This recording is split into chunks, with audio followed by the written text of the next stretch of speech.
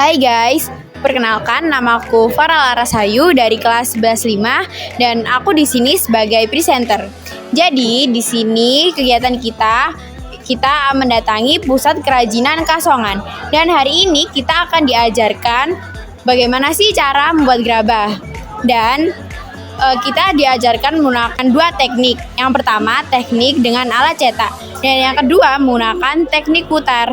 Nah, ikuti kegiatan kita hari ini ya guys.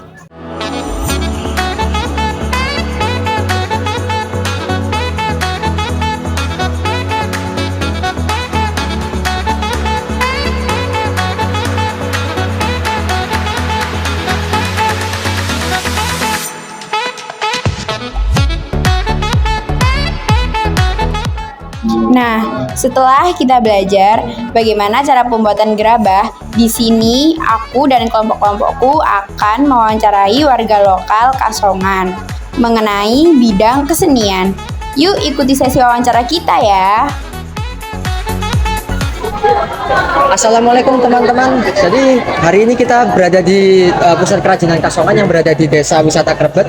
Dan pada kali ini kita akan wawancara dengan Ibu siapa? Sunarti. Bu Sunarti. Oke. Pertanyaan pertama nih Bu, pada bidang kesenian nih. Ya. Seberapa banyak macam-macam kerajinan yang berada di Kasongan? Itu macam-macam ya.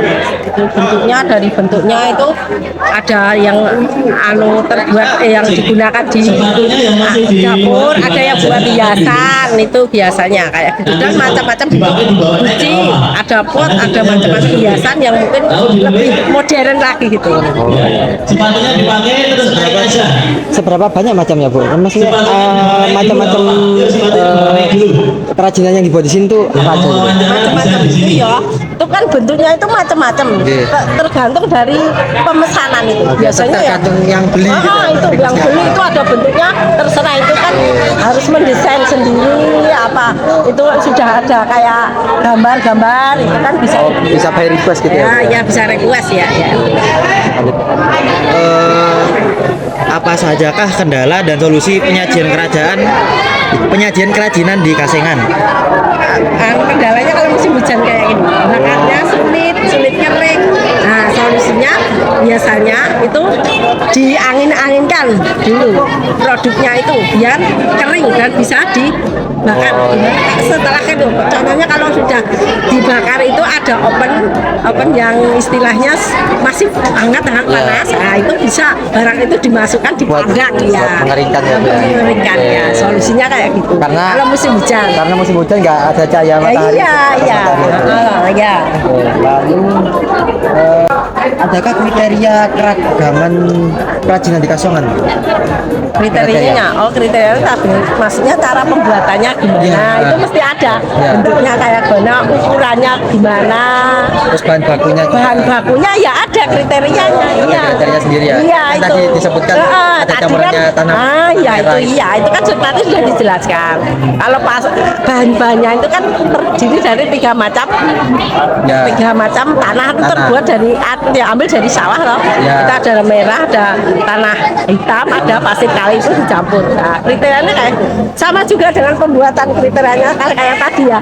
Ada yang menggunakan alat putar, ada yang menggunakan cetakan. Nah, kayak Ibu, apakah ada pesan untuk anak-anak muda dan anak-anak muda Muhammadiyah terkait sama pelestarian kerajinan di Indonesia? Pesan saya sebagai anak muda kan kita harus mengembangkan dari itu hasil produksi itu. Nah, itu misalnya kita pasarkan melalui WhatsApp, online, itu pemasarannya bisa ke luar negeri misalnya.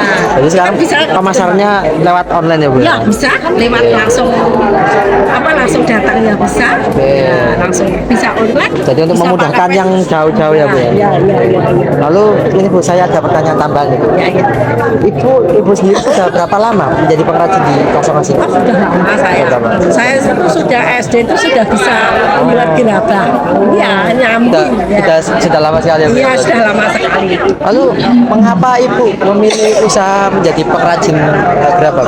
Karena itu memang ya istilahnya turun-temurun dari orang tua ya. Dan ketertarikan juga dari diri sendiri ya Bu ya? Iya, rata rata-rata kan kampung di Kasuan itu kan buatnya kayak gitu. Lalu apa bisa dijelasin singkat nggak Bu? Tahapan? Maaf ya. Oh ya nggak apa-apa. Bisa dijelasin secara singkat nggak bagaimana tahapan-tahapan membuat kerajinan Bu? Salah satu misalnya kayak guci gitu. Oh, gizi pertama pembuatannya. Ya, pertama kan kita buat bulatan dulu. Bulatan dulu terus kita pukul-pukul. Setelah itu penambahannya kita tambahkan tanah, kita ulur. Setelah itu kita ulur, kita elus pakai namanya tadi alat yang namanya secang. Secang yang Nah, pakai minyak itu diulur terus. Seandainya itu tergantung berapa tingginya. Kalau tingginya segitu ya cukup. Nanti terus pakai alat kayak kain itu loh. Ya, buat untuk meratakan bagian gigi, bagian ya itu. Tapi kalau ketinggiannya masih kurang itu bisa tambah. Nanti tiap tahap jadi. Nggak harus kalau besar itu nggak harus jadi ya.